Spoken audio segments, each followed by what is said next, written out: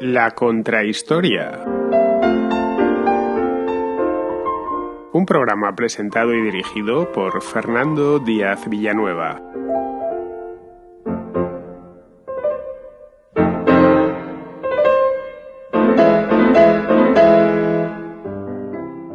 Cuando pensamos en la antigua Roma es común que acudan a nuestra cabeza los juegos de circo.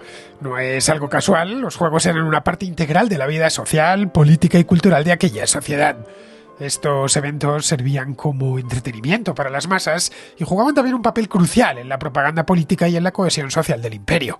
Los romanos eran grandes organizadores de espectáculos y para albergarlos levantaron grandes edificios que exhibían la mejor ingeniería de la época. Algunos de estos edificios han llegado hasta nuestro tiempo y siguen utilizándose para lo que fueron concebidos hace ya 2000 años. En los anfiteatros se celebraban los combates de gladiadores. Los gladiadores, unas veces esclavos, otras prisioneros de guerra o condenados, combatían entre sí o contra animales salvajes en una lucha a muerte que hacía las delicias del público. La vida de un gladiador solía ser dura y breve, pero aquellos que sobrevivían podían ganar fama, riqueza y en algunos casos hasta la libertad. La sociedad romana veía estos juegos como una forma de entretenimiento que hoy se nos antoja brutal, pero que entonces se veía como un espectáculo en el que se daba cita la gloria, el honor y la muerte. Una variante de estos combates eran las venaciones, en las que gladiadores o bestiarios luchaban contra animales salvajes traídos desde tierras lejanas. Otro de los espectáculos más demandados era el teatro, muy influenciado por los griegos, pero que en Roma desarrolló su propio estilo y contenido. Los actores, a menudo esclavos o libertos, llevaban máscaras para representar diferentes personajes y transmitir emociones al público. El teatro, como ya había sucedido en Grecia, no solo buscaba entretener, tenía también una finalidad educativa y moralizante. Junto al repertorio griego, los autores romanos como Plauto o Terencio compusieron obras que aún hoy se siguen representando. Pero si había algo que levantaba pasiones eran las carreras de carros en el circo. Toda ciudad romana de mediano tamaño tenía un circo, pero el más famoso de todos ellos era el Circo Máximo, una enorme estructura ubicada entre el Palatino y el Aventino que podía albergar a más de 150.000 espectadores. Estas competiciones eran tan populares que a menudo detenían el funcionamiento de la ciudad.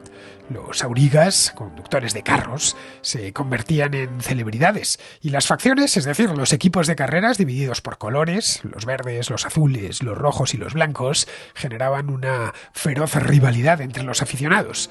Los romanos apostaban grandes sumas de dinero en las carreras y las victorias o derrotas podían influir en la popularidad de ciertos políticos o incluso de los emperadores.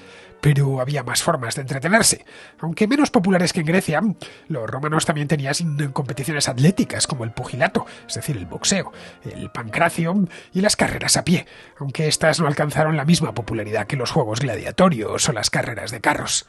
Otro espectáculo que les fascinaba eran las reconstrucciones de batallas navales o naumaquias, a menudo escenificadas en lagos artificiales o en anfiteatros que se inundaban al efecto para recrear combates navales históricos o ficticios. Los Juegos de la Antigua Roma eran mucho más que simples eventos deportivos o artísticos. Constituían un microcosmos de la sociedad romana en el que se mezclaba entretenimiento, política, religión y moralidad.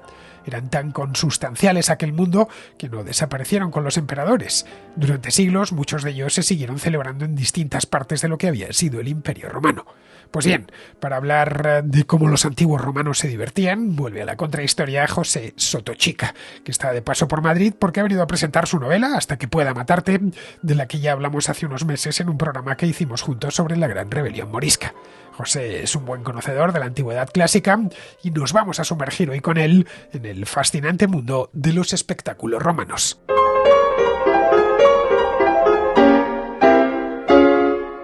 Tengo a José Sotochica hoy en el estudio en Madrid, lo cual para mí es un privilegio. Es la primera vez que viene al estudio, porque la última vez que grabamos juntos, es decir, cara a cara, fue el año pasado cuando hicimos un programa sobre Gilona. Lo hicimos en aquella ocasión en la redacción de B1, que estaba Alberto Garín también, y esta vez ya he dicho, qué caray, voy a traérmelo aquí al pequeño estudio, este estudio en miniatura que tengo, al que vienen solo los grandes amigos. Así que nada, no quiero hacer más introducción porque quiero que hable Pepe. Muy buenas, Pepe, ¿cómo estás? Muy buenas tardes, Fernando, encantado de estar aquí en este rinconcito que es un nido de águilas, pero de las que vuelan alto, ¿eh? Sí, esto es un nido de águilas en toda regla, está arriba del todo. Pero muy bonito y muy honrado estar aquí en este sitio donde dices que te frecuentan tus mejores amigos. Sí, aquí solo entran los mejores amigos, te lo garantizo. Además, piensa que hay que subir un montón de escalones, que los has subido con premio. Con premio y a patita, porque la verdad es que cuesta, pero el premio es bueno, ¿eh? El sitio es encantador. Son 4 pisos. Y el café turco todavía más. Bueno, es que le he puesto a Pepe un café turco que le acabo de hacer. También le he puesto a Ciro, a su hijo, que por cierto, un libro suyo pasó por la contraportada hace no mucho tiempo, el año pasado. Y además de eso, unos bomboncitos que compré en Orense, que estuve la semana pasada, en una chocolatería que hay en la calle principal de Orense, que son dulces de Allariz. Los que seáis gallegos, creo que no hace falta que os diga mucho más, porque allí en ese pueblecito que está en Orense hacen unos dulces y una tarta de almendra que está riquísima. Bueno, nosotros no vamos a hablar de dulces, aunque no me importaría, sino de gladiadores romanos. Es un tema que está muy de moda desde hace unas semanas porque se ha estrenado una película, la conoceréis todos, Gladiador 2 o Gladiator 2, que no sé si Pepe está al tanto, supongo que sí, porque yo sé que eres cinéfilo. Sí, por supuesto que sí. No la he visto todavía, la voy a ver con Ciro precisamente mañana aquí en Madrid, pero evidentemente me ha llegado el run tanto a través de redes sociales como comentarios de los amigos y bueno, la verdad es que tiene que ser una película que vale la pena ver. No puedo opinar al 100% de ella, pero sí estoy al corriente de lo que ha sido polémico, de lo que no, etcétera, etcétera. Yo no he visto la película, vi la primera naturalmente. Esta no la he visto porque no he tenido oportunidad de hacerlo. La estrenaron hace muy poquito y no he tenido tiempo material de ir al cine, pero vamos, sí que quiero ir a verla. He estado al tanto de la polémica que ha despertado el estreno que si tiene inexactitudes históricas. Bueno, ¿en qué momento Ridley Scott dijo que iba a hacer una película histórica? Efectivamente. Es una película ambientada en ciertos personajes históricos y ya. Pero aún así no puedo hablar de ella, ¿eh? No puedo decir si es buena, mala o regular porque todavía no la he visto. Lo que sí he hecho es aprovechar que hay tanto interés por la antigua Roma y más concretamente por los Ludi Gladiatori, que era como se llamaban, estos juegos gladiatorios, para hacer un programa sobre este mismo tema que algunas veces, en alguna ocasión me habíais pedido los contraescuchas. Y yo creo que pues las dos personas que más saben de esto, que al menos yo conozca, una es Pepi y la otra es Yello Balbás. Sí, Yello sabe también muchísimo de esto. Ya sabes que además de un magnífico historiador y un gran novelista, pues es también recreacionista, ¿no? Con lo cual todo el tema de armas, técnicas de combate, etcétera, etcétera, que tan ligado está al mundo de los gladiadores, pues evidentemente es también territorio de Yello Balbás. Hablé con él hoy por la mañana, por cierto, y ya hemos quedado en hacer una contrahistoria el mes que viene. Igual hacemos también de tema gladiatorio. No necesariamente tiene que ser sobre lo que vamos a hablar hoy, sino sobre la película en sí, porque Yello sí que la ha visto y bueno, pues tiene una interpretación bastante buena. De hecho, ha escrito sobre esto mismo. Hoy no vamos a hablar de la película esta de Ridley Scott, vamos a hablar de gladiadores, pero vamos a hablar también de aurigas, de carreras de carros en el circo, de obras de teatro, de neumaquias, en fin, de la infinidad de maneras que los antiguos romanos se divertían. Hay una cosa, Pepe, a mí que me llama la atención, pues cuando yo era un chavalín y me aficioné a la historia, era que la sociedad romana se me antojaba muy parecida en ese aspecto a la sociedad actual. Era una sociedad que tenía tiempo libre, y si tenía tiempo libre, significaba que era muy próspera. En efecto, esto es un tema que siempre nos parece sugerente a las personas que hemos nacido en el siglo XX, en el XXI, ¿no? Porque es cierto que es poco corriente a lo largo de la historia. También hay que matizarlo, porque siempre pensamos en romanos en ciudades y se nos olvida que probablemente el 85 o 90% de la población del Imperio Romano era población que vivía en el campo y por lo tanto llevaba un ritmo de vida muy diferente a las ciudades. Pero las ciudades no solo eran lugares de comercio, no solo eran lugares de encuentro, eran lugares de representación del poder. Y eso implicaba también, para aquellos privilegiados ciudadanos, que esa representación del poder a menudo se manifestaba en grandes espectáculos. De manera que, en efecto, el romano que vivía en Roma, o en Constantinopla, o en Alejandría, o en Antioquía, o en Hispalis, o en Córdoba, o en tantas y tantas ciudades del Imperio Romano. El Imperio Romano era una confederación de ciudades, no era otra cosa en esencia, ¿no? Pues esos romanos sí disfrutaban de grandes espectáculos gratuitos y con una gama impresionante, ¿no? Porque un ciudadano romano pues podía ir al teatro, al circo, al anfiteatro, a las termas, donde a menudo se hacían lecturas públicas de libros, etcétera, etcétera. Es decir, que la modalidad de tiempo libre y de su disfrute era casi tan variada como en nuestro tiempo, y eso pues nos hace empatizar con los romanos. Nos hace verlos muy parecidos a nosotros. Nuestra sociedad es una sociedad que algunos antropólogos han llamado como sociedad del ocio, y es cierto, las sociedades contemporáneas, especialmente las sociedades industriales, se entiende, hay mucho ocio y por lo tanto muchas instalaciones para el ocio, desde estadios de fútbol hasta discotecas, pasando por campos de golf o canchas de tenis. Los romanos tenían muchas y además de una que han demostrado una duración y una solidez tremenda, porque todavía hoy se siguen representando obras de teatro en teatros romanos. El más famoso es el de Mérida.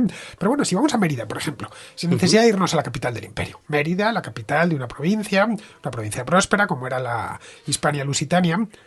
Mérida, hoy estoy hablando, 2000 años después, tiene un teatro romano en muy buenas condiciones, un anfiteatro que está en ruinas, pero también en muy buenas condiciones, y lo que había sido el circo. Es decir, cuesta encontrar una ciudad romana que no tenga esos tres elementos. Y si no encontramos uno de ellos es porque se construyó encima, pero estaba. Era como el equipamiento básico de una ciudad. El teatro, el anfiteatro y el circo. Es como se decía hace años en España, que una ciudad no era ciudad hasta que no tenía un Corte Inglés, ¿no? Pues lo mismo en la antigua Roma parecía que sucedía con los teatros y los anfiteatros. Sí, esto es así. Son como los huesos de un gigante, ¿no? Ese gigante fue Roma y los huesos de ese gigante que dan testimonio de su grandeza son precisamente esos grandes edificios que además están esparcidos por todo el imperio. Uno va a lo que hoy es Tunisia y puede ver un maravilloso y gigantesco anfiteatro, el Gem, ¿no? En la ciudad del Gem. Que es increíble, ¿no? O puedes viajar a Marruecos y estar en Volubilis, o puedes viajar a Britania e ir a Caleva, ¿no? La actual Sister, si no me falla la memoria. Es decir, puedes viajar a cualquier lugar del Imperio Romano que vas a encontrar anfiteatros, circos, teatros, termas, basílicas, y esos grandes edificios nos hablan de una sociedad compleja, de una sociedad que, como antes decíamos, tiene muchos puntos de contacto con nosotros. Por eso nos fascina tanto Roma. Fíjate que a lo largo de la historia ha habido muchos imperios, pero creo que ningún otro ha fascinado tanto al hombre moderno como Roma, ¿no? Cualquier ciudad europea y no europea va a tener siempre reminiscencia romana. Uno va a Estados Unidos y se va a encontrar el Capitolio, ¿verdad? O viajas a París y vas a ver un Arco del Triunfo, o pasas por Madrid y tienes la Puerta de Alcalá, que no deja de ser un Arco del Triunfo, ¿no? Es decir, Roma nos fascina, y nos fascina precisamente por esa sociedad compleja, por esa sociedad donde el ocio y la cultura, el arte y el espectáculo tenían una presencia tan fuerte, tan potente, o incluso más, que en nuestra propia sociedad. Y hay aquí otro elemento que llama la atención, también visto desde nuestra época, y es que algunos de los entretenimientos típicos de los romanos nos parecen admirables, caso el teatro, y nos sentimos perfectamente representados en ellos, o el circo incluso, que no dejan de ser la Fórmula 1, no deja de ser una evolución de aquellas carreras de cuadrigas o de vigas de los circos. Pero los juegos de gladiadores ya sí que nos gusta distanciarnos más, porque nos parecen bárbaros. Sí, porque explican que esta sociedad, aunque nos parece muy, muy, muy cercana a nosotros en algunos aspectos, en otros está muy lejos. Yo siempre digo lo mismo. A menudo nos empeñamos en querer trasladar al pasado nuestra forma de pensar y de sentir. Y el pasado no se deja, se muestra rebelde. Y Roma se muestra rebelde precisamente en eso, en la violencia. Es una sociedad que no solo es compleja, que no solo es culta, que no solo tiene un gusto por el arte exquisito, sino que también es profundamente violenta.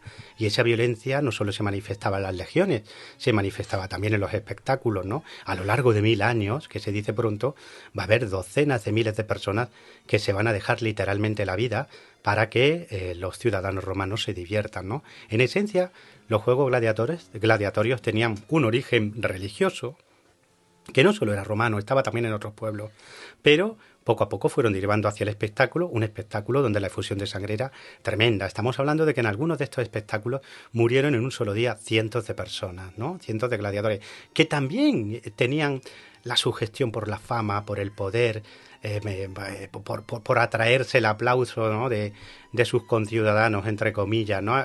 Hay ejemplos, por ejemplo, un ciudadano romano llamado Atilio, que voluntariamente se convirtió en gladiador, primero para pagar sus deudas, pero que una vez logrado el éxito, el oropel, el dinero, etcétera, y pudiendo haber recibido la libertad, se negó porque prefería la fama del gladiador, ¿no?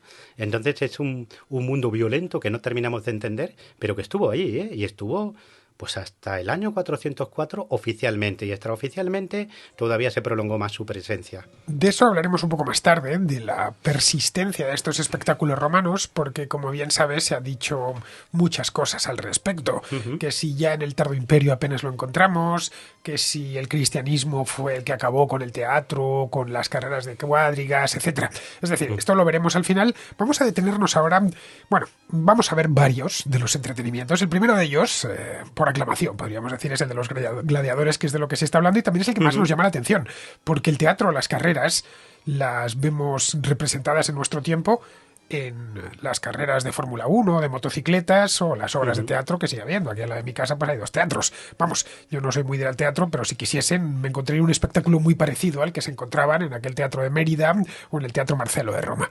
En cambio, ir a ver gladiadores no podría hacerlo. No podría. Lo más parecido que tenemos en Madrid es la Plaza de las Ventas, que sería algo similar a una venación, es decir, a un combate con bestias, pero muy reglamentado en el caso de la tauromaquia en España.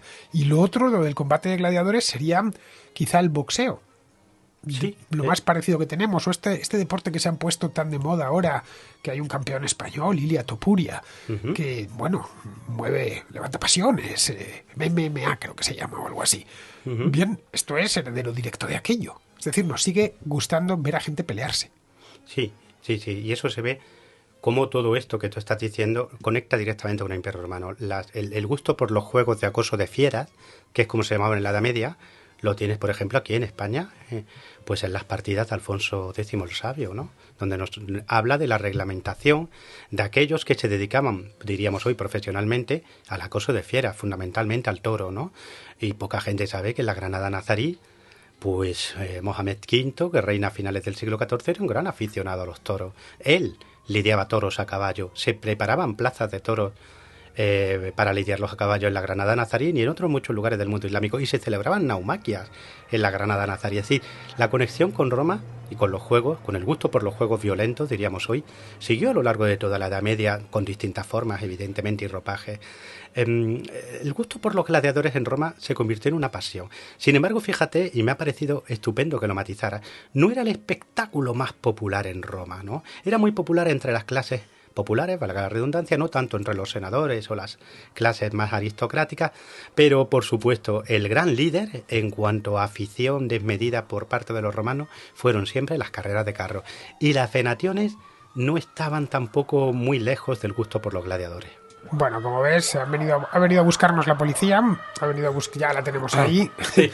por hablar de gladiadores. No, le he dicho a Pepe, aquí estoy yo muy tranquilo, lo único que puede ser que pase el coche de la policía en algún momento dado, que por estas calles de este barrio es relativamente habitual. Van de un lado a otro, más esta es una de las calles principales. Pero bueno, ahora después de este pequeño lapso policial, el tema de los gladiadores estaba muy bien organizado, es decir, no pensemos que aquello era le soltaban allí, venga, pelearos como sepáis. Había distintos tipos de gladiadores. Los que les gustan estas cosas conocen incluso los nombres en latín, como el Retiarius o el Secutor. Tenían unas escuelas específicas, que muchas de ellas se han excavado. Se les enseñaba a ser gladiadores. Y tenían hasta cierto corporativismo ellos mismos. Sí. Había cierto orgullo gladiador.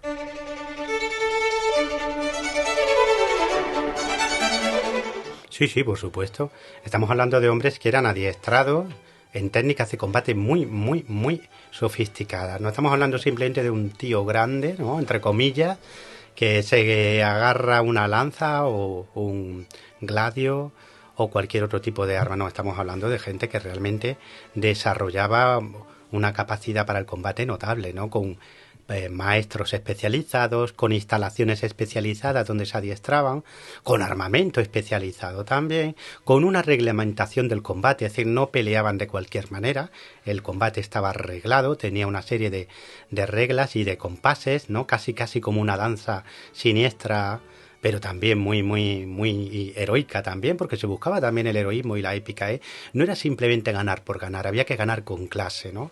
Al público romano le gustaba muchísimo eso, ¿no?, que el gladiador tuviera clase, que fuera capaz de tener cierto espíritu, diríamos hoy, deportivo, incluso con sus rivales, ¿no? Por ejemplo, en el año 80, cuando se inaugura el gran anfiteatro Flavio, el Coliseo, se hizo luchar a los 2 mejores gladiadores del momento y ambos salvan la vida, porque después de muchos lances y después de mucho intentar acabar el uno con el otro, pues llegaron a una suerte de empate, ¿no? Y el público los aclamó como dioses, ¿no?, precisamente por esa condescendencia del uno hacia el otro, por ese reconocimiento de que el otro era tan bueno como él, ¿no?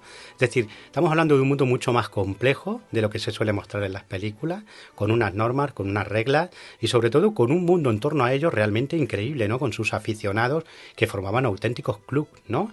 Y por supuesto con sus representaciones artísticas, había todo un marketing marketing, diríamos hoy, en torno a los grandes gladiadores. Y por eso conocemos los nombres de muchos, porque nos han llegado obras de arte que podían ser desde una pequeña lucerna a cualquier otro tipo de manifestación artística como el mosaico, etcétera, donde se representaba un gladiador famoso con su nombre y aparecen en lugares muy dispares del imperio. Es decir, que la fama de estos hombres viajaba como la pólvora por todo el imperio. En una sociedad como era la sociedad romana, que no dejaba de ser una sociedad guerrera, y esto hay que tenerlo en cuenta, los romanos no eran pacifistas, no lo fueron nunca, consideraban que la dedicación más alta a la que se podía dedicar un hombre era hacer la guerra. No tenía nada extraño, era una sociedad de su época. Los gladiadores podían suponer la sublimación de esa misma sociedad, porque eran combatientes, sí, y se vestían de combatientes. Sí. Un poco circense, cierto es, a poco que uno vea, y sabemos muy bien cómo iban vestidos los gladiadores, por lo que acaba de decir Pepe. Hay un montón de mosaicos, relieves, se les puede ver en frescos, y bueno, se puede uno hoy disfrazar de gladiador sin problemas, vistiéndose tal cual. Había dos maneras, dos grandes maneras, comentaba Pepe hace un momento, de convertirse en gladiador. Una era porque lo querías y la otra era que te forzaban a ello. Sí. Ya sea porque te habían atrapado en una guerra, creo que se llamaba en latín damnatio ad ludum. La otra era ad metallum o algo así, que era que te mandaban a una mina. Pero en el caso de que te mandasen a los juegos, entiendo yo que debías ser fuerte y joven para esto. Sí. Sí, era una forma también de aplicar justicia severa, ¿no? Es decir, muchos condenados por violación, por asesinato, por ofensas al emperador, etcétera, podían ser condenados a la arena. A veces sacrificados con los animales, es decir, los incluían en las venaciones. Hay una anécdota que no me resisto a contarte. Cómodo, que era un gran aficionado a los juegos, que incluso participaba en ellos como gladiador, pero sobre todo como cazador, entre comillas, ¿no? Siempre en seguridad, también, siempre. Pero un hombre que tenía a gala tener la mejor puntería del imperio. Cómodo tenía a gala tener la mejor puntería del imperio. Cómodo, para que nos pongamos donde estaba, era el hijo de Marco Aurelio. En el primer Gladiator, en la primera película de Gladiador, aparece, es el villano, de hecho, de la película. Pues él, que tenía una afición de medir por los juegos y una puntería fuera de toda duda, en una ocasión mató a 100 leones. 100 leones, que se dice pronto, y a cada uno de ellos con un solo disparo, porque les acertaba en el corazón o en la cabeza desde una cómoda y segura posición elevada, todo hay que decirlo, pero tenía fama de ser muy, muy, muy bueno con la puntería. Y un día, aprovechando que un condenado a muerte era expuesto en la arena atado a un poste para que una pantera le desgarrara la garganta, pues hizo el juego cruel, evidentemente, de esperar a que la pantera saltara sobre el condenado para abatirla en el aire durante el salto, justo antes de que le desgarrara la garganta al condenado, ¿no? De manera que también era usado los juegos gladiatorios, como forma de ejecución sumarísima y severa, ¿no? También se arrojaba a los prisioneros de guerra, a los leones, literalmente. Constantino, el Grande, 307, pues arrojó a 2 reyes bárbaros a la arena para que los devoraran los leones, ¿no? A un rey de los alamanes y a un rey de los francos. Es decir, que no solo eran juegos, sino que también era una manera de que el público, de que la gente contemplara cómo Roma aplicaba justicia de forma severísima. Era una condena, en definitiva. Sí, por supuesto. A veces los condenados salían bien parados, porque se dieron también casos de condenados a muerte en la arena que tuvieron la fortuna, el valor o la habilidad pues para dar un buen espectáculo, y lo que había sido una condena se terminó convirtiendo en una carrera de éxito. Pero estos eran casos extraños, raros, singulares. Ahí tenemos el caso de los cristianos que echaban a los leones. Sí, no es una leyenda. En las grandes persecuciones. No es una leyenda, que a veces la gente dice o cree que fue una leyenda. Es decir, evidentemente el número de mártires no es tan crecido como la Iglesia en determinadas épocas vendió, pero hubo muchos mártires que perecieron en la arena, pues como víctimas de bestias feroces o de espectáculos sangrientos de los más diversos. Eso es así, es histórico. En España tenemos un espectáculo que tiene sus detractores, también tiene sus admiradores y sus seguidores, que es la tauromaquia, que necesita una industria auxiliar.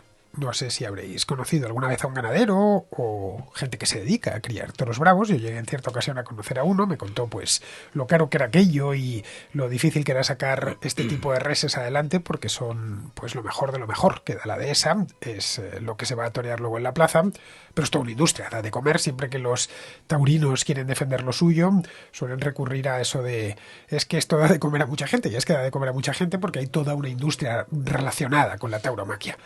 Y eso solo en España. Hay plazas de toros pues en prácticamente todas las ciudades españolas, salvo los lugares en los que no se torea, caso de Cataluña, o creo que las Canarias tampoco se torea. En lugares como Galicia se torea poco, pero en otros lugares de España, pues caso de Andalucía, por ejemplo, o Navarra, o el propio Madrid sí que se torea mucho más y requiere su propia industria. ¿Qué industria tendría esto los juegos gladiatorios? Porque esto era de ámbito imperial. Es decir, había juegos de gladiadores desde Britania hasta el desierto de Arabia. Sí, Y desde lo que hoy es Bélgica hasta Argelia.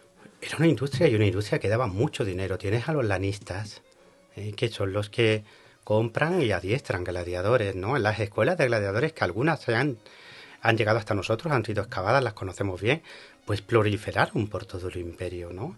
Y eran lugares donde durante mucho tiempo, meses, a veces incluso años, se adiestraba a los gladiadores, ¿no? Había que comprar, porque habitualmente muchos de estos gladiadores eran o prisioneros de guerra que pasaban a la condición de esclavos, o esclavos sin más, ¿no? Que eran comprados y convertidos en gladiadores por sus condiciones físicas o por algún otro rasgo llamativo, ¿no? Por lo tanto, ahí tienes, pues, entre comillas, lo de industria, ¿no? Porque estamos hablando de seres humanos. Pero también había cazadores de fieras, que tenían toda una estructura de comercio en África, en Oriente Medio, en el norte de Europa, destinada a cazar fieras, desde bisontes y uros en los bosques de Germania, a leones del Atlas o incluso tigres del Caspio. En Roma, por ejemplo, apareció un animal que se llama cefos, que es nuestro gorila. La única vez que un europeo vio un gorila, hasta 1847, que fueron redescubiertos en las selvas del Gabón, fue en Roma, durante un espectáculo ofrecido en octubre del año 55 a.C. por Pompeyo Magno, que presentó una fiera llamada Cefos, que es un gorila, ¿no? Es decir, que eso implicaba viajar a países lejanísimos para la época, viajes de meses, cacerías de animales en lugares muy apartados, conseguir que esos animales llegaran vivos a las arenas del imperio, ¿no? Hay unas cartas simpaticísimas de un senador del siglo V, Símaco, que estaba organizando unos juegos para su hijo, que había sido nombrado pretor en Roma, ¿no? Y es divertidísimo porque su preocupación, por ejemplo, es que unos cocodrilos que ha comprado en Egipto lleguen vivos a Roma.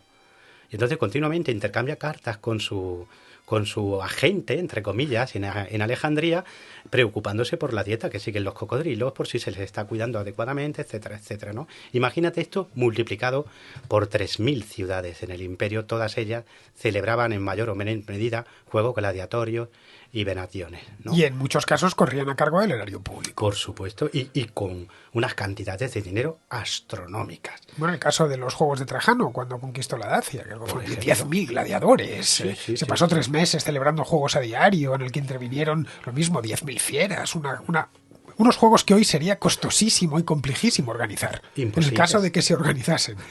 Hoy. Sí, Augusto en su Res Gestae, es una suerte de testamento que él deja en un monumento maravilloso, ¿no?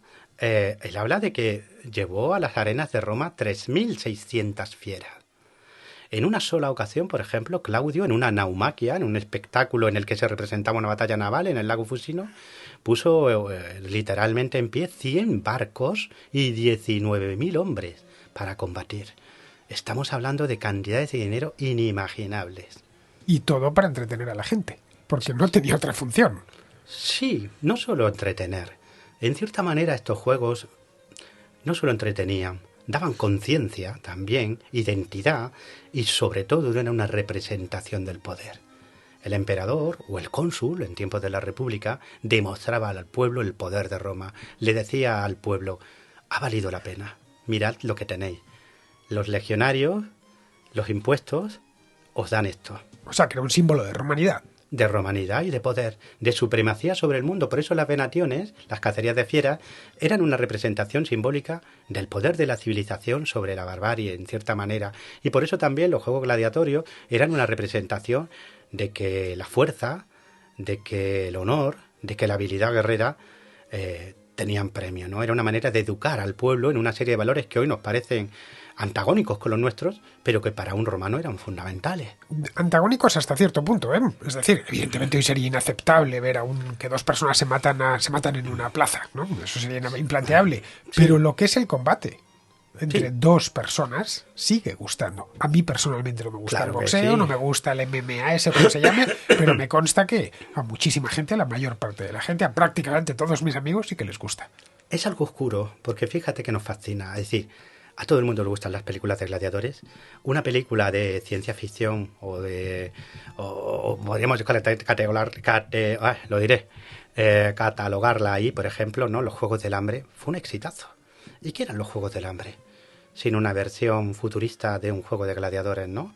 O qué era Desafío Total en su momento en los años 90, ¿no?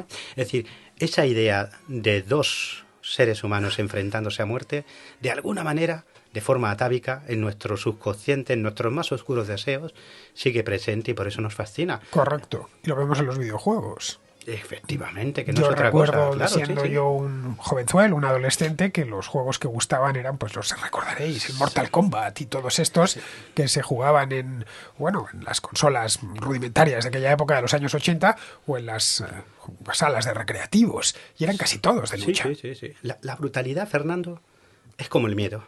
Negar que existe es estúpido. Lo que hay que saber es embridarlas.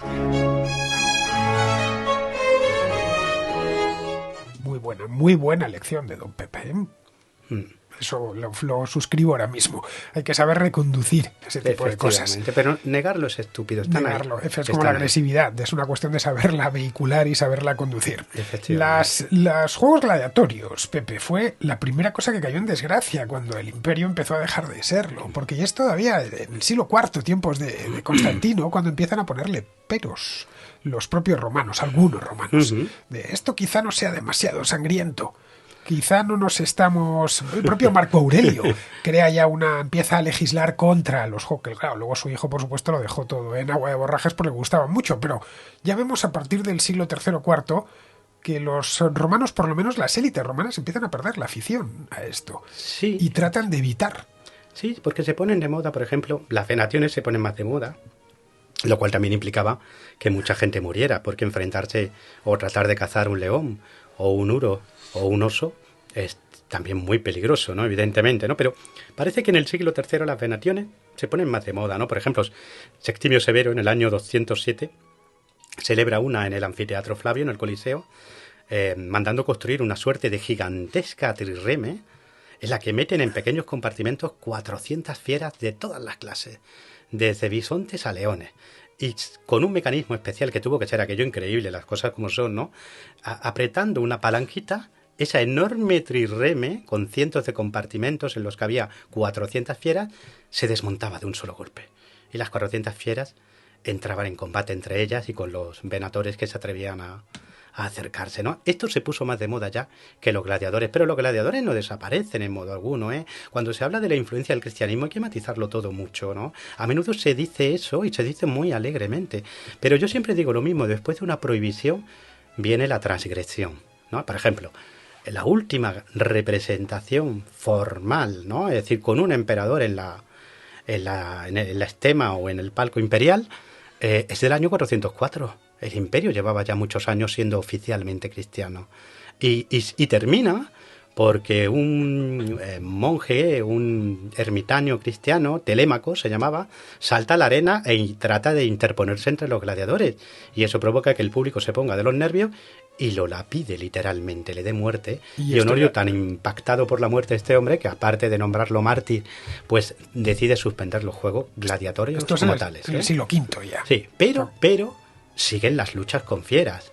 Y de personas contra fieras que mueren peleando contra un león. Y en no pocos lugares esa prohibición no terminó de aplicarse. Por ejemplo, dice, Anastasio prohíbe los juegos venatorios, las luchas de fieras y contra fieras, en 498. No. Uno basta con leer un poquito más y te das cuenta que en 566 Coripo te está describiendo unos juegos venatorios en Constantinopla, o en el reinado de Mauricio 582-602 pues se arrojaba a los rebeldes a la arena para que pelearan contra un toro, contra un león, contra un oso, o en 609 se seguían enviando fieras a todos los hipódromos del imperio, incluido Alejandría, para proporcionar al público espectáculos sangrientos con fieras, ¿no? Es decir, todo ese tipo de prohibiciones hay que matizarlo. De hecho, después de 404, hay noticias de algún que otro espectáculo de gladiadores todavía hasta mediados del siglo V.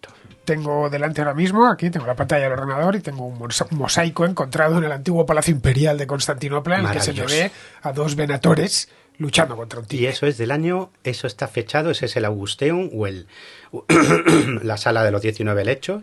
y está fechado en torno a 560, 565, 570, en esa década. Casi 100 años después de la caída del Imperio Romano de Occidente. Por supuesto, sí, Así sí. Que, y lo mismo ocurre con el teatro, con las carreras, con todo eso. El cristianismo, no, espérate, que todo va a durar mucho más tiempo de lo que creemos, ¿eh? Es que estas cosas se tiende, ya sabes, si conforme pasa más tiempo, Pepe, se tiende a buscar todo, ponerlo en blanco y negro, ¿no? Y entonces empieza y termina tal día. No, Exacto. tal día no, las cosas no terminan de un día para otro, Sí. van poco a poco abandonándose. El caso de los gladiadores efectivamente se terminó abandonando, pero no fue de un día para otro.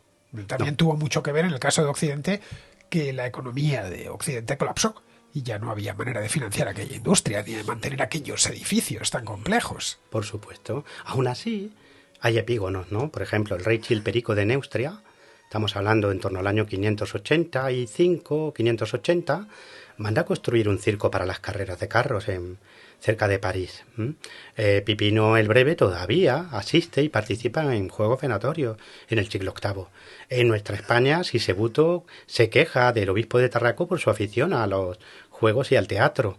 Y en Constantinopla se van a celebrar carreras y espectáculos teatrales hasta el siglo XII, hasta 1185, como poco. Esto del teatro, siempre que visitas un teatro romano, da igual la parte de Europa, pero concretamente en los de España, que hay un montón de ellos, el de Mérida es quizá el más conocido de todos, pero vamos, mejor o peor conservados hay un montón de ellos. Algunos están bajo tierra, como el caso de, bueno, recién excavados hace poco tiempo, como el de caso de Zaragoza, que queda en mitad de la ciudad nueva, quiero decir, de edificios modernos. Bien en esos casos, o el de que se recuperó hace no mucho tiempo, el de Cartagena. Sí. En algunos casos han hecho centros de interpretación, pequeños museos, y siempre caen en lo mismo. Se dejaron de representar obras de teatro en el momento que llegaron los cristianos. ¿Por qué? Porque a los cristianos esto no les gustaba porque les parecía que era pecaminoso. Eso es una mentira como la copa de un pino. Mira, en los concilios, por ejemplo, concilios celebrados en España en el siglo VII, cuando en varios de los cánones se explicita que los sacerdotes tienen que abandonar las fiestas cuando entran los actores y los mismos. Es decir, quiere decir que aunque estaban mal vistos, seguían celebrándose. Y por ejemplo, como te he dicho antes, Sisebuto recrimina al obispo de Tarraco, años 615-616, su afición desmedida por los espectáculos teatrales. Bueno, y lo que tenemos es al rey, en el caso de Sisebuto, digamos el rey que no, Godo, claro, recriminando al obispo. efectivamente, obispo por su importante. excesiva, literalmente en latín, excesiva afición por los espectáculos Es decir, teatrales. que no era el obispo al rey, sino el rey al obispo. Efectivamente. Y en el año 619, cuando Heraclio, emperador, va a ver al Hagan de los Ávaros para engatusarlo, va por delante con una tropa de acróbatas y artistas y teatrales. Es decir, que el teatro seguía muy vivo, aunque no era bien visto, pero seguía muy vivo y siguió estándolo todavía un tiempo. ¿Por qué crees que dejó de estar bien visto el teatro? Porque podemos entender lo de los gladiadores, a fin de cuentas se desollaban ahí en la arena, pero en el caso del teatro, cuando el teatro tú puedes hacer una obra que vaya contra los intereses de la Iglesia, pero también puedes hacer una que vaya a favor de los intereses de la Iglesia. Lo mismo me vale para el rey. El teatro depende del uso que le vayas a dar, es como el cine. Sí, pues porque las religiones como las ideologías tienen sus fases, ¿no? Y el cristianismo tiene aquí una fase en la que quiere para sí toda la atención del fiel. Entonces, eso es importante tenerlo enfrente. La Iglesia ya ofrecía sus propios espectáculos. Es decir, una procesión en Constantinopla era un espectáculo por todo lo alto. Vale, eso es más razonable. Entonces, digamos que la competencia, entre comillas, y que se me entienda bien, ¿vale? No estoy hablando de sentimientos religiosos, estoy hablando de otra cosa, ¿no?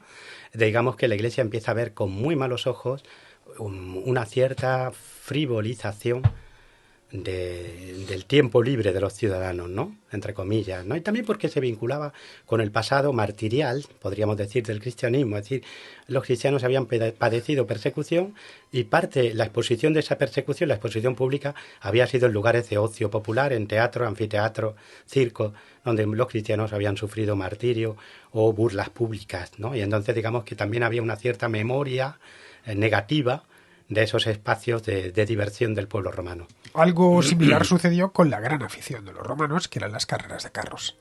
Muy por encima de los gladiadores y del teatro. Sí, sí. Esto hay en la película esta de Ben-Hur, se ve bien cómo se vivía aquello.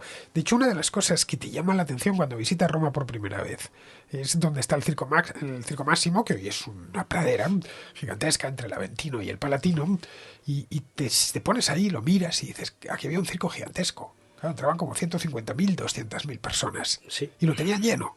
Es decir, estaba ahí una cuarta parte de la ciudad. Sí, sí, sí. Es como si aquí en Madrid se metiese una cuarta parte de Madrid en el Bernabéu. Es impresionante. Y fíjate que es algo que se mantiene mínimo hasta el 5 de junio del año 663, cuando el último emperador romano legítimo, Constante II, visita Roma, celebra juegos en el Circo Máximo el 5 de junio del año 663. Y en el hipódromo de Constantinopla se celebran carreras de carros pues hasta 1185 como poco, y probablemente hasta 1204. Es decir, está datada la última carrera de carros en Roma. 6 de junio del año 663. Sí. Porque vino el emperador de Bizancio. Sí. El imperio de Occidente ya había caído hace tiempo. Esto de las carreras de carros es llamativo porque podríamos, a pesar de que lo que se parecían, lo que el símil más parecido en nuestro mundo que podemos encontrar es, como he dicho antes, las carreras de Fórmula 1 o estas carreras de motos, realmente los romanos lo veían más como nuestros deportes de equipo. Había distintos colores, que si rojos, que si verdes, que si azules, y cada uno era de un equipo y lo era toda la vida. Sí, sí, lo vivían de forma muy intensa. También hay que decir que estos demos, que era como se llamaban, por ejemplo, en Oriente, ¿no? No solo eran agrupaciones deportivas, no solo eran clubes deportivos, sino que también tenían su derivada político-religiosa, que en esta época es lo mismo. Y por lo tanto, pues eran lugares de actividad política muy intensa, ¿no? Es decir, los emperadores jugaban mucho, por ejemplo, a apoyarse ora en un equipo, ora en otro, porque era una manera de que no hubiera una suma de oposición al emperador, ¿no? Sino que iban alternando su favor, ¿no? Y tenían una influencia brutal en el día a día de las ciudades, pero una influencia muy relevante también porque se aprovechaba esta afición para, en cierta manera, encuadrar a los ciudadanos, no solo política, ideológicamente, sino porque también estos demos o estos equipos tenían que proporcionar un número de hombres armados para la defensa de las ciudades, para las milicias de la ciudad. Era algo muy complejo, mucho más que un simple espectáculo deportivo. Bueno, ten en cuenta, Pepe, que cuando se dice pan y circo, se dice pan y circo, panem et circenses, es decir, que los romanos no decían pan y gladiadores, decían pan y circo. Sí, Era sí. realmente la afición por encima de cualquier otra. En Mérida, por cierto, volvemos otra vez sobre esta ciudad, que es maravillosa, y además allí está el Museo Nacional de Arte Romano, también está la explanada del antiguo circo, y es también de grandes dimensiones. Sí, sí, sí. Era una instalación algo diferente, no necesitaba más espacio, tenía una espina en el centro, que en el caso de Roma, bueno, el hipódromo de Constantinopla, que hoy es donde está la explanada, está la que está Santa Sofía y la mezquita al otro lado.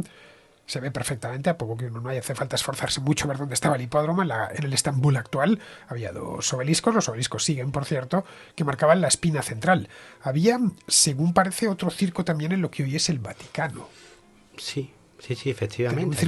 Un circo secundario. Sí, y además, si no me falla la memoria, lo levantó originalmente Calígula, fíjate. De hecho, y esto es una cosa como anécdota, una parte del San Pedro Vaticano antiguo, el que construye Constantino, que es destruido en 846 en buena medida, ¿no? Cuando los corsarios musulmanes saquean el Vaticano, ¿no? Bueno, pues una parte de esa iglesia primitiva de San Pedro se construye con materiales del circo de Calígula, ¿no? Fíjate que es casi poético, ¿no? El obelisco.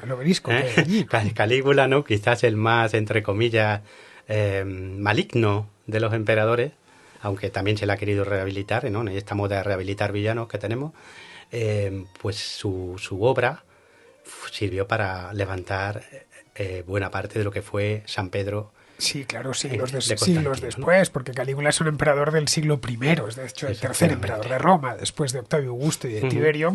No reinó muchos años, pero fueron unos años un poquito agitados los de Calígula. A ver si le dedico una contrahistoria a Calígula, porque es un emperador bien documentado, del que se ha escrito mucho, que efectivamente, como dice Pepe, está tratando de rehabilitar.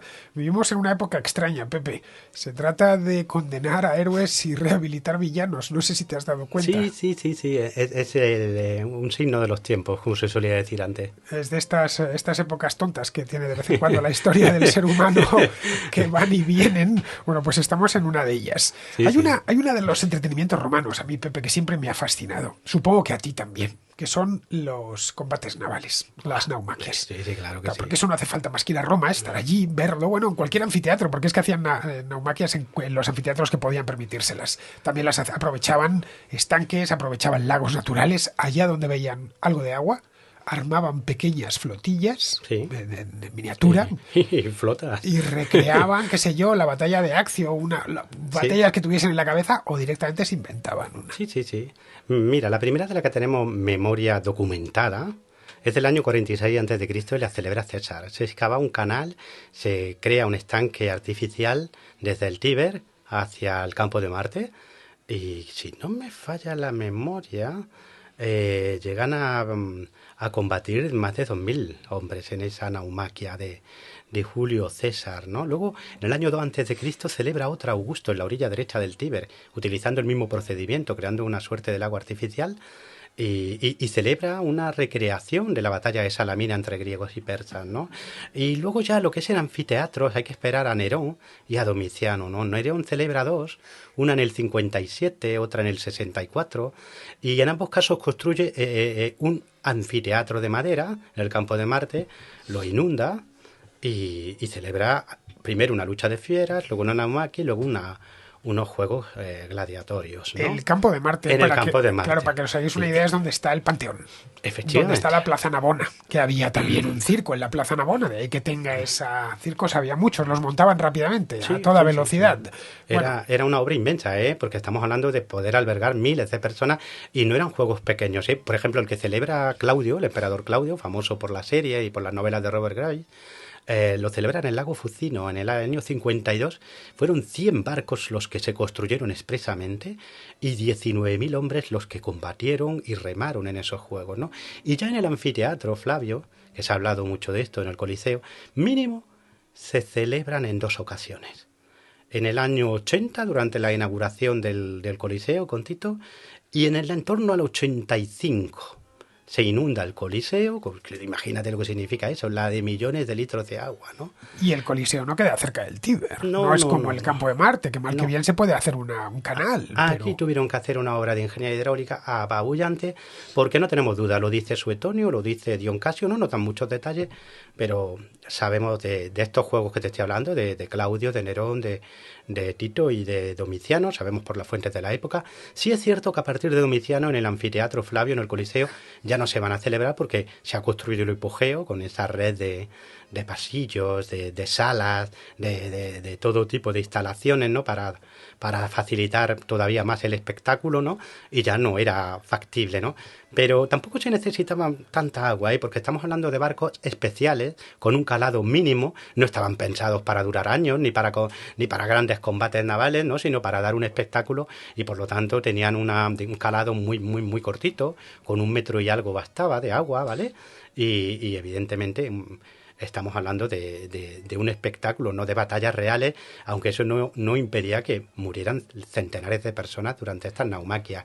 Y como dato curioso, que antes te lo decía, en España tuvimos, mínimo en la Granada nazarí, en el actual Alcázar del Genil, pues se llegaron a celebrar este tipo de juegos en época nazarí. Se hicieron en Madrid. Sí, representaciones, en este caso representaciones no sangrientas.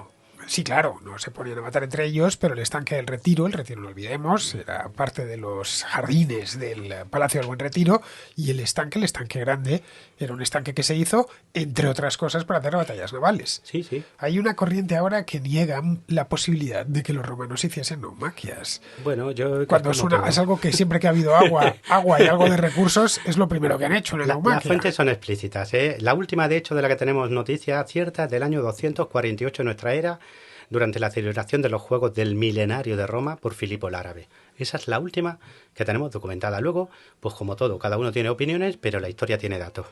Claro, es que eso es un tema que no se suele tener en cuenta, que para algo que tenemos documentado, y no solo una vez, sino muchas veces... Sí, pero yo siempre... Es algo que yo reitero una y otra vez, que En historia nos tenemos que ceñir a lo que tenemos. Lo que tenemos son fuentes y en algunos casos documentación arqueológica. Para este tipo de cosas te quiero decir, ¿no?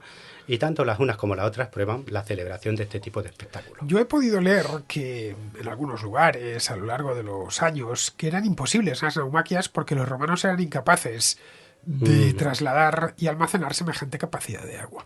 Bueno, claro, se ve que no conocen, qué sé yo, el embalse de Proserpina al lado de Mérida. me parece... Si hubo unos artesanos del agua, esos fueron los romanos. Yo no soy experto en ingeniería romana. Bueno, para eso tenemos a Isaac, ya sabes, a Isaac Moreno. Pero hay muchos buenos expertos como Isaac Moreno.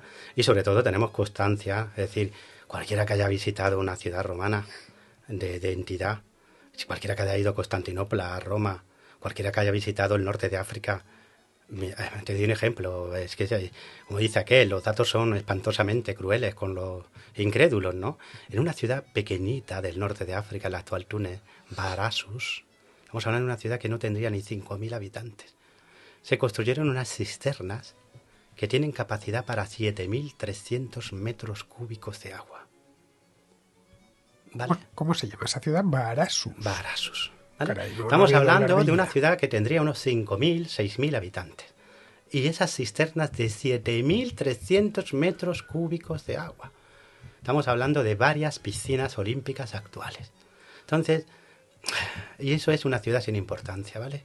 Si te vas a Roma y ves el entramado de acueductos, de cloacas, de embalses, es que de verdad es gratuito, ¿no? La capacidad de los ingenieros romanos es impresionante. La capacidad logística del imperio es impresionante. Mira, cuando Juliano el Apóstata está planeando su campaña contra Persia, la pone en marcha, se dispone una serie de depósitos de víveres. Estamos hablando que está marchando con un ejército de 65.000 hombres. ¿Cómo serían esos depósitos de víveres? Que cuando unos sirvientes están retirando trigo de uno de ellos, de uno de esos enormes montones de trigo, mueren 300 personas por el desplome. Estamos hablando de un pueblo que era capaz de trasladar millones de kilos de trigo de un sitio a otro del imperio y capaz de construir acueductos de docenas de kilómetros. Bueno, que era capaz de construir un anfiteatro en Segóbriga, por ejemplo. En Guadalajara. Es decir, un circo en Toledo, que sería una ciudad que no llegaba a los 5.000 habitantes. Segóbriga tiene mejor anfiteatro romano que Plaza de Toros. Tienes a Hélices, que es el pueblo que está al lado.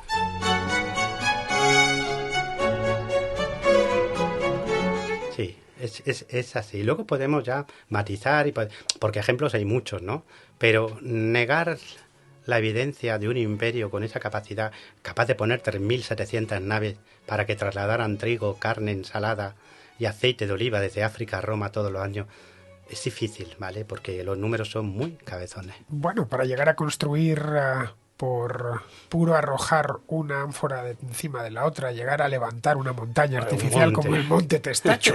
es que eso es lo que nos fascina de Roma. La monumentalidad ya no solo de sus edificios, sino el imperio en sí, su logística. Hay una frase de un historiador militar inglés de los años 80 que a mí me encantaba, Arthur Ferrill.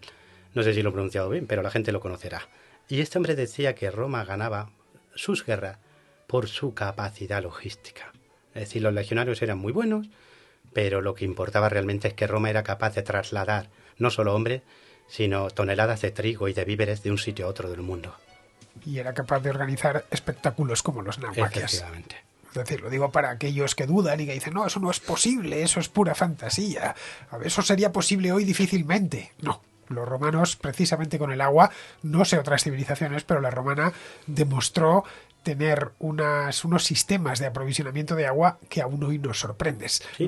De hecho, al menos en la cuenca mediterránea hay dos grandes momentos en los que las ciudades nunca les falta el agua. Uno es el momento del Imperio Romano y otro a partir del siglo XIX. Sí, eso es así. Y que los antiguos sabían hacer las cosas bien. No solo ha habido sistemas hidráulicos romanos que han estado funcionando hasta antes de ayer, ¿no? Y lo mismo ocurre también con la hidráulica árabe en Granada, que es la ciudad que tengo al ladito, ¿no? De Santa Fe. El sistema de aljibes que dejan los nazaríes pues estuvo funcionando hasta los años 50. Bueno, lo que hacen los andalusíes es encontrarse, claro, ellos toman como centro de la Andalucía, la actual Andalucía, que era la zona más romanizada de la península, Andalucía y Levante. Claro. Los propios árabes discípulos de Roma a través de Bizancio, igual que del Imperio Persa. Así es que la historia es continuidad, que es lo que se nos olvida. Es un continuo, no un para y empieza de nuevo, para y empieza de nuevo, y esto termina aquí y empieza otra cosa completamente distinta y empieza desde cero. No, eso no. Nunca se empieza de cero. Nunca. Jamás se empieza de cero. Una civilización engarza con la anterior. Hicimos hace un tiempo, con Pepe, de hecho, hablábamos del Imperio Otomano y del Imperio Bizantino, de cómo los otomanos realmente ellos no consideran que empiecen una nueva era, se consideran herederos. Sí, claro, el sultán es el Kaisir Rum, el César de los romanos. Y cuando Solimán el Magnífico escribe a Carlos, al emperador Carlos, le recrimina que esté usando un título que le pertenece a él. Es que es así, es que a nosotros no nos entra en la cabeza porque nos han enseñado la historia desde una determinada perspectiva, pero para un sultán turco y para muchos de sus súbditos también, incluidos griegos, búlgaros, etcétera, él estaba más cerca de la continuidad de un emperador romano que un señor que estuviera siendo coronado en Bolonia o que fuera elegido en Aquisgrán como rey de romano. Sí, además controlaba la ciudad, que era lo importante. Efectivamente. Es decir, ser emperador de Bizancio, que no se llamaba Bizancio, a sí mismo nos llamaban así, era controlar Constantinopla. Sí. Un nombre que los otomanos mantuvieron. Esto sirva, nos hemos salido un momento, nos hemos desviado del tema del día, pero es para que incidir en esa idea que acaba de transmitir Pepe de que la historia es un continuo y hay que entenderlo así, porque si no, no se entiende absolutamente nada. De hecho, volviendo con esto de los juegos y de los entretenimientos de los romanos, algunos de ellos continúa en nuestra época, de una manera o de otra, pero hablábamos antes de los gladiadores y cómo ha seguido vía el boxeo y otras las artes marciales y todas estas cosas, en los deportes de contacto, digamos, evidentemente ya no son tan brutales, ni se mata a la gente, ni nada de esto, pero, ojo, en algunos de estos deportes, en el boxeo ha habido muertos. Sí, por no supuesto. Lo olvidemos. Y en el toreo. Y en el toreo, en fin. Es decir, que tenemos hecha conexión y esa conexión sigue bien. Las luchas de fieras, como te he dicho antes, el acoso de fieras que se decía en la Edad Media, pues fue súper popular en la España musulmana y en la cristiana, en ambas. Y se celebraban pues en un coso circular y la gente acudía y las celebridades del momento. Es decir, que tampoco era tan diferente a como había sido. Otros de los entretenimientos, otros de los deportes, si queremos llamarlo así, como el caso de las carreras de carros, en fin, no le hace falta mucha comparación con lo que son hoy los circuitos de carreras de automóviles o de motocicletas o casi cualquier cosa que sea correr, ciclismo, el ciclismo de este que se hace de interior. Sí. Es similar, es dar vueltas a un circuito. Y en el caso del teatro, pues ahí qué voy a decir. Comentaba al principio que en Mérida, volvemos de nuevo con Mérida, se celebra todos los años un festival de teatro clásico.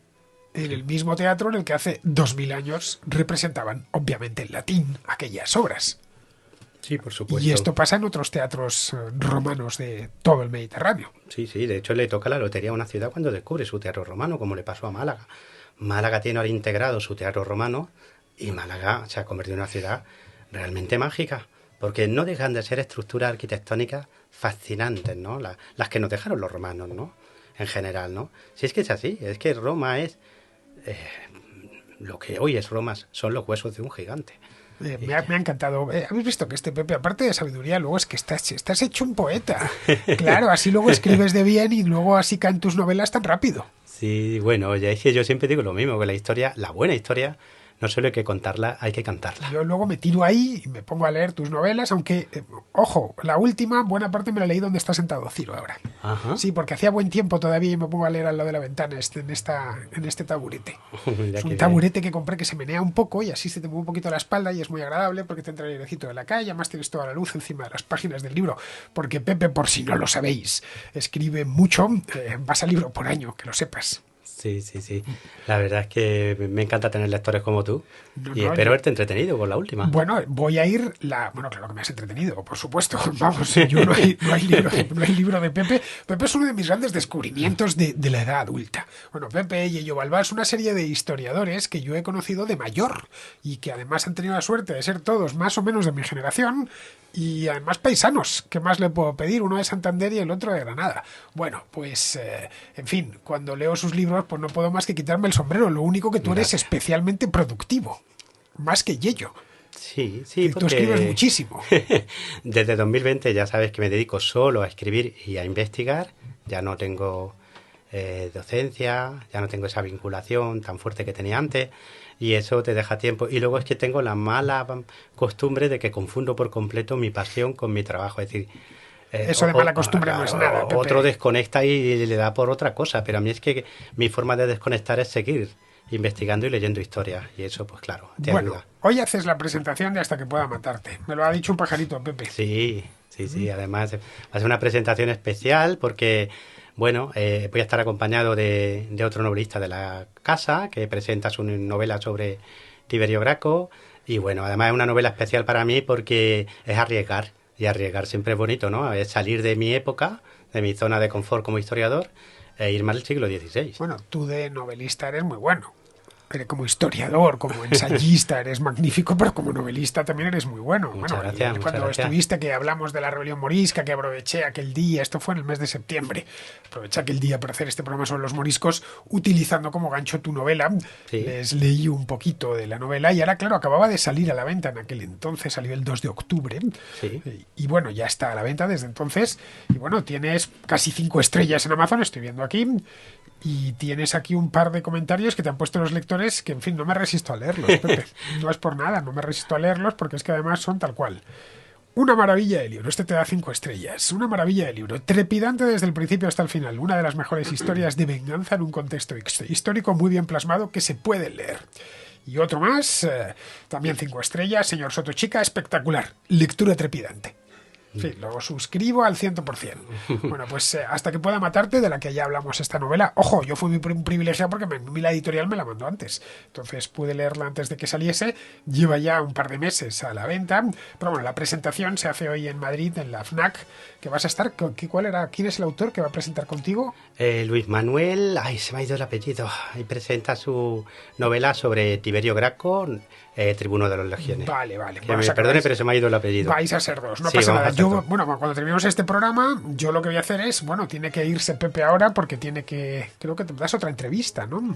Voy a charlar con Roberto Vaquero. Vamos a tener un cafelito que quiere conocer también a Ciro porque es muy aficionado también a la literatura de fantasía. Ya sabes que Ciro hace fantasía, acaba de sacar Metafísica de la Victoria y vamos a hablar también un poquito de historia y a continuación la presentación que invitadísimo está. Para la FNAC, sí, claro, que me voy a pasar, naturalmente. De hecho, ahora, en cuanto terminemos, ya sales para la otra cita que tienes. Voy a ver si me da tiempo a montar este programa, que por cierto nos ha salido estupendamente. Más corto de lo habitual, porque es que Pepe tiene prisa, no es por nada, tiene otras... Y todavía tiene que bajar de aquí, de la guarida esta del águila que tengo aquí montada, y que subir es cansado, pero la bajada es peligrosa porque me vas a tener que dar la espada de madera, ¿eh? Los escalones cuando son muy baje ya la espada de madera empinados. Nada, no te preocupes, que entre Ciro y yo te dejamos en la calle. Bien, pues nada, con esto ya vamos a terminar. Ya digo, me hubiera gustado hacerlo más largo, pero Pepe tiene otras obligaciones. Viene poco a Madrid y cuando viene aprovecha el tiempo al minuto. Así que nada, pero quería hacer esto de los gladiadores con él, sabiendo, como sé, que es un gran conocedor de este mundo. El siguiente capítulo, ya centrándonos más en gladiadores y en Gladiator 2, lo vamos a hacer con Yayo Balbas. Lo haremos el mes próximo. Yo voy a estar fuera de Madrid y entonces luego ya, cuando vuelva, podré, porque quiero también hacerlo con él aquí personalmente. Vamos, no es que tenga ningún problema en hacer los programas por teléfono, que está bien, pero si puedo tener a alguien aquí, sobre todo si son amigos, tenerlos en mi estudio, pues es muchísimo mejor, entre otras cosas porque les puedo poner un cafetito turco muy rico.